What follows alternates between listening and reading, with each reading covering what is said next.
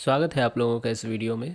Question कह रहा है कि एक 6.5 मीटर एक लंबा लैडर है, तो यही 6.5 मीटर है और वो वर्टिकल वॉल को टच कर रहा है 6 मीटर पे, 6 मीटर के हाइट पर, तो ये 6 मीटर हो गया। और 60 के, अच्छा मैं क्या किया हूँ इसके आगे क्वेश्चन पढ़ूँ कि ये 6.5 मीटर है, ये 6 मीटर है, तो मैं ये वाला भी निकाल सकता हूँ। तो मैं ये निकाल लिया कैसे, पाइथागोरस थ्योरम से, है ना, हाइपोटेनस का स्क्वायर माइनस ये परपेंडिकुलर का स्क्वायर, तो ये आती है, बहुत अच्छी आंसर आई, 2.5 आई। ठीक है, तो ये 2.5 मीटर है, ये वाली नीचे वाली। ठीक है, आप चाहते तो एंगल निकाल कर साइन थीटा भी निकाल सकते थे। ठीक है, तो वो भी है ना यूज़फुल रिजल्ट है, बाकी मैं यही निकाल लिया, उसी में काम चल जाएगा। फिर क्या कह रहा है कि एक 60 केजी का आदमी लैडर के बीचों बीच खड़ा है ना, तो यहाँ बीचों बीच एक आदमी खड़ा हुआ है। तो पूछ रहा है पहला question, find the torque of the force exerted by the man on the ladder about the upper end of the ladder. मतलब टॉर्क पूछा गया है, किस फोर्स का टॉर्क पूछा गया है, जो कि मैन लैडर पर लगा रहा है, उसकी वजह से टॉर्क। तो देखिए, अगर मैं अलग अलग फ्री बॉडी डायग्राम बनाऊँ तो आदमी पर लैडर नॉर्मल फोर्स लगा रहा है ऊपर, यही नॉर्मल फोर्स एक्शन का रिएक्शन, ठीक है, इस लैडर पर नीचे लग रही है। ठीक, तो यही नॉर्मल फोर्स की वजह से, इस एन वाले फोर्स की वजह से ए पॉइंट के अबाउट टॉर्क क्या होगा, यही पूछा गया है।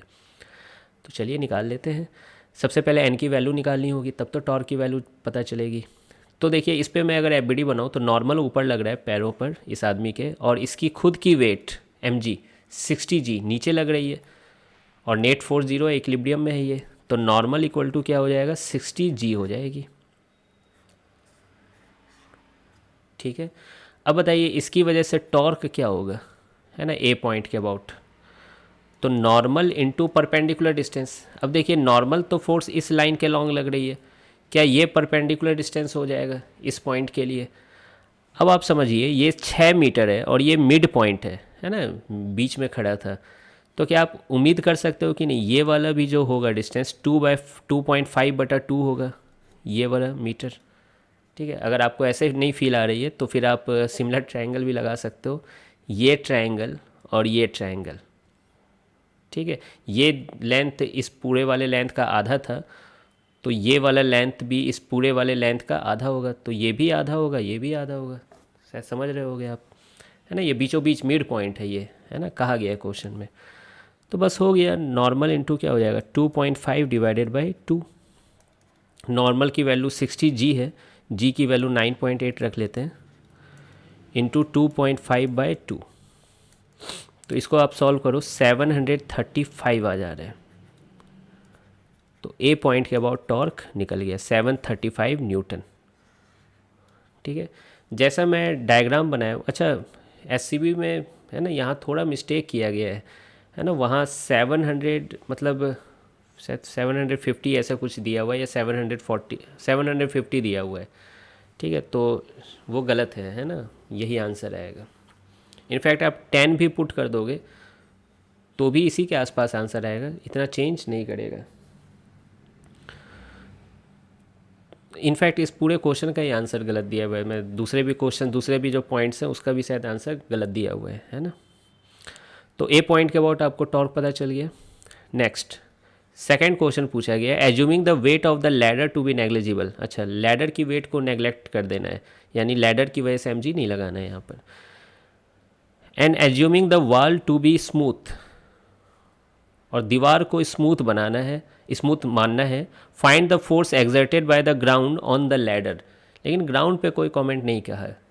ठीक है, इनफैक्ट ग्राउंड को फ्रिक्शन, ग्राउंड में फ्रिक्शन होना ही पड़ेगा कि वो लैडर को सपोर्ट कर सके। आप खुद सोचो कि अगर ये फोर्स ना रहे तो इस नॉर्मल वाले फोर्स को कौन बैलेंस करेगा, कोई नहीं कर पाएगा बैलेंस, तो यहाँ फ्रिक्शन रहेगी ही रहेगी। ठीक है, वाल पे भी रहे तो अच्छी बात है, लेकिन यहाँ तो रहना ही पड़ेगा। फिर देखिए, पुराने 2-3 क्वेश्चन से ये नॉर्मल N2 मैंने राइट में क्यों माना, क्योंकि यहाँ पॉइंट कंटैक्ट है, तो ये सरफेस है, तो इस सरफेस के परपेंडिकुलर है ये फोर्स। उसी तरह यहाँ भी एक कंटैक्ट है, तो इसके परपेंडिकुलर, सरफेस के परपेंडिकुलर में नॉर्मल फोर्स है। और इस लैडर की टेंडेंसी बन रही है राइट साइड में जाने की, तो लेफ्ट साइड में एक फ्रिक्शन फोर्स आएगी। ठीक है, और बाकी फोर्स इतने तो दिख ही रहे हैं आपको। तो फिर याद है कैसे निकालते हैं ये सब फोर्स की वैल्यू, इक्विलिब्रियम है ना सॉल्व करते हैं इस रॉड पे इक्विलिब्रियम प्रॉब्लम की तरह सॉल्व करेंगे, net force 0 and net torque 0 about any point. तो चलिए पहले नेट फोर्स 0 कर देता हूँ अबाउट रॉड, है ना, रॉड के लिए ये लिख रहे हैं नेट फोर्स इन एक्स डायरेक्शन 0। तो इससे हमें क्या मिला रिजल्ट, एक्स डायरेक्शन में तो N2 और फ्रिक्शन ही लग रहे हैं बस, तो N2 इक्वल टू क्या हो जाएगा, फ्रिक्शन फोर्स। फिर नेक्स्ट लिखना है net force in Y direction 0। तो वाई डायरेक्शन में देखिए एक ही फोर्स लग रहा है N1 ऊपर, और नीचे क्या लग रहा है, नॉर्मल लग रहा है N। तो N1 इक्वल टू N हो जाएगा, और N की वैल्यू कितनी है, 60G है, तो ये 60G हो जाएगी।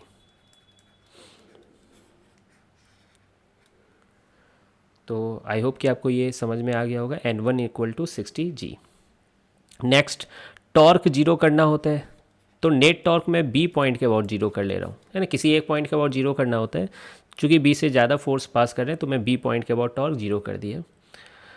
तो किसका किसका टॉर्क लिखोगे, N2 का लिखोगे और नॉर्मल इस कैपिटल N का लिखोगे।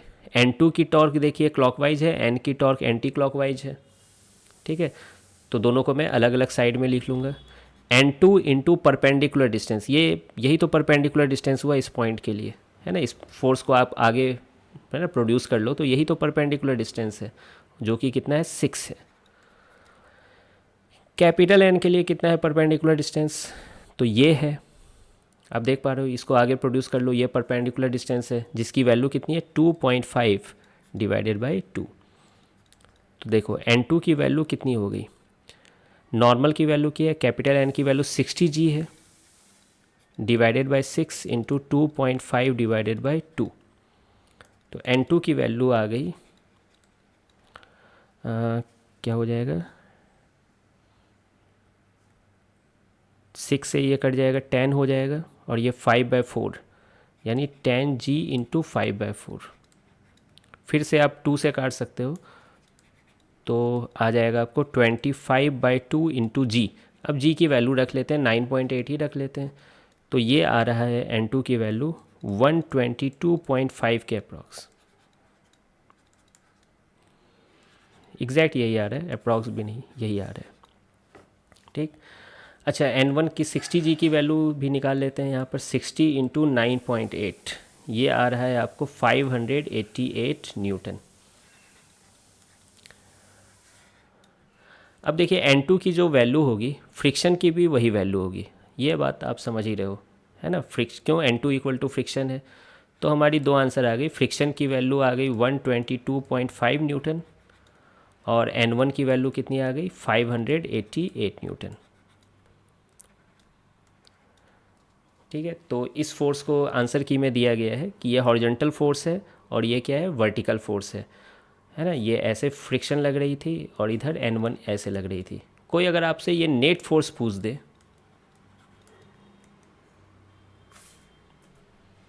तो वो भी आप निकाल सकते हो, ये नेट फोर्स अगर कोई पूछ दे तो ये भी आप निकाल सकते हो, कैसे, इन दोनों का रिजल्टेंट लेके, √122.5 का स्क्वायर प्लस 588 का स्क्वायर, ठीक है। तो ये आ जाता अप्रॉक्स में 600.62 न्यूटन, ठीक है। इसको नेट कांटेक्ट फोर्स भी बोला जा सकता है ना, ध्यान रखना कि एग्ज़ाम में क्या पूछा गया है, ठीक।